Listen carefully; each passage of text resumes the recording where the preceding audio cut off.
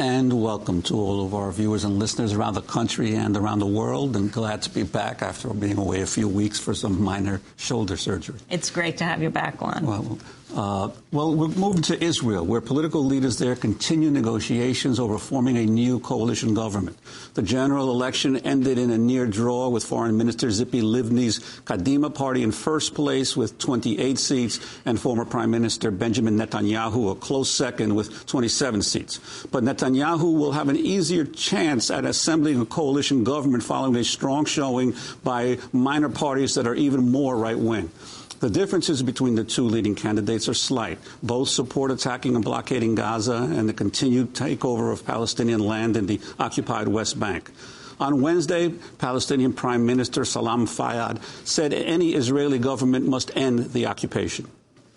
Those expectations can be summarized in one sentence. Steps have to be taken, tangible steps have to be taken to end the occupation that began in 1967. Namely, again, ending the occupation that began in 1967, an establishment of an independent Palestinian state on the territories occupied in 1967 with East Jerusalem as its capital. That's been the goal since the start of this peace process. It has not materialized, and what has materialized are adverse facts on the ground, inconsistent with the viability of the solution, with the need to attain that goal. These are our expectations of the next Israeli government, however it might be formed, and I hope that will be also the expectation of the international community of the next government in Israel.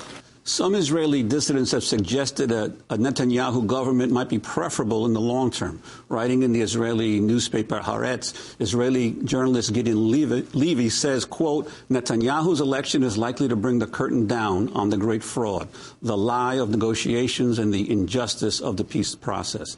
Israel consistently claimed these acts proved the nation was focused on peace and the end of the occupation. All the while, it did everything it could to further entrench the occupation and distance any chance of a potential agreement.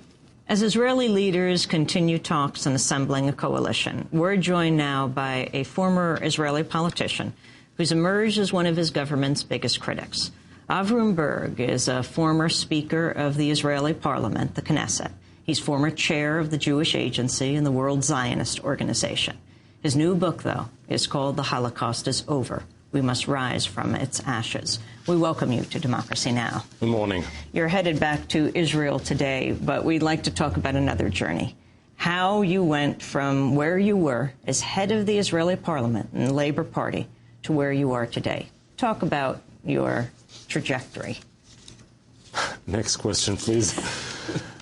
It's not easy, but at the time I felt that the political wars are closing on me. I had a feeling that Israel became a very, very efficient kingdom, but no prophecy. Deeds are being done, decisions are being executed, but the ocean liner got no captain, no vision, no direction. Where is it going? So I started digging into it and looking into it, and the way I think for myself is by writing. So I wrote the first book, which was God is Back. It's about the religious dimension of world conflicts and the Israeli conflictual reality. And then when I finished the book, I read it.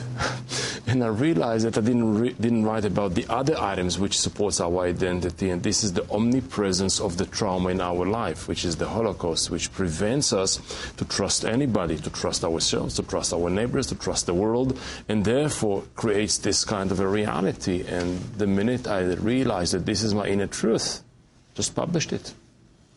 And you talk in the book about how the Holocaust continues to hold so much power and influence over the thinking of Israelis. Could you talk about that some more? Holocaust was such a trauma that it takes for individuals years, if not more than years, to overcome. And not everybody who was abused as an individual at a young age can overcome and come out of this in a limbo. And for a while, I was not at all sure that Israel and the Jewish people can go out of it. I mean, it happens. And then Your parents? My father escaped from Berlin at September 39, which is the very, very last moment. And my mother, who was a seventh generation Israeli, was born in Hebron and is a survivor of the binary family, by the way, of the massacre there. So we were born into a kind of traumatic reality, but we were a trauma-free family.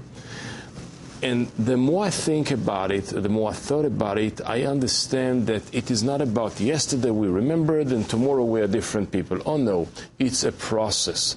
And the process, the importance of it is that the generation of my children will be the first generation without any living witness. That will be the generation in which the personal experience becomes a memory. What will be the shape of the memory? A cloning of the trauma or a beginning of the road from trauma to trust? I offer the beginning of the beginning in my book. But I'd like you to go back further. I mean, you were the speaker of the Israeli Knesset. You were the head of the World Zionist Organization. Explain that, how you rose to power within the Labor Party and as head of the World Zionist Organization, what it is. I was for many years a kind of a strange bird, okay? I was born to a father who was the leader of the National Religious Party, and he was for many, many years a member of each and every cabinet of Israel from 48 to 88. That year I was elected to the Knesset and he retired. And actually, I knew something about Israeli politics, but my position was different than my father's. It was always more humanistic and less introverted. It was always more universalistic and less nationalistic, etc., etc. I was the founder, one of the founders of the protest movement against the war in Lebanon in '82. And then I walked into public arena and became whatever I became, a young, promising promise. What happened to you in that protest movement? First I protested. And then during this protest, among other things that happened to me, I was wounded in a hand grenade thrown on our rally in Jerusalem, which killed Emil Greenswag at the time. Explain what happened. There was a demonstration against the war in Lebanon and for calling for the impeachment of the foreign minister Ariel Sharon, and there was a hand grenade thrown from the political right side of the map into our rally, killed one of my colleagues, Emil Greenswag at the time. I was wounded then, and then slowly I walked into the political arena, became an active member of the Labour Party, and rose up at the political ladder. And at the time, I had a feeling that I'm doing the right thing. I'm fighting for peace. So Oslo arrived, and I was part of the Israeli euphoria. I was part of those who made it possible but supported it, and then Oslo evaporated. Then I was one of the signatories and initiators of the Geneva Accord, and again, it was a civil society effort to push the stone up the hill, and again, it fell down on our heads.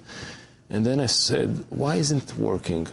So many efforts, and it's not working, doesn't bear fruits. And the reason for me is there is a primary reason before the 67 reason, and this is the grip of the Holocaust over our life. And if we will not get a little bit more relaxed about it and understanding, as difficult and as painful as it is, it cannot be the only sole prism through which we see the world.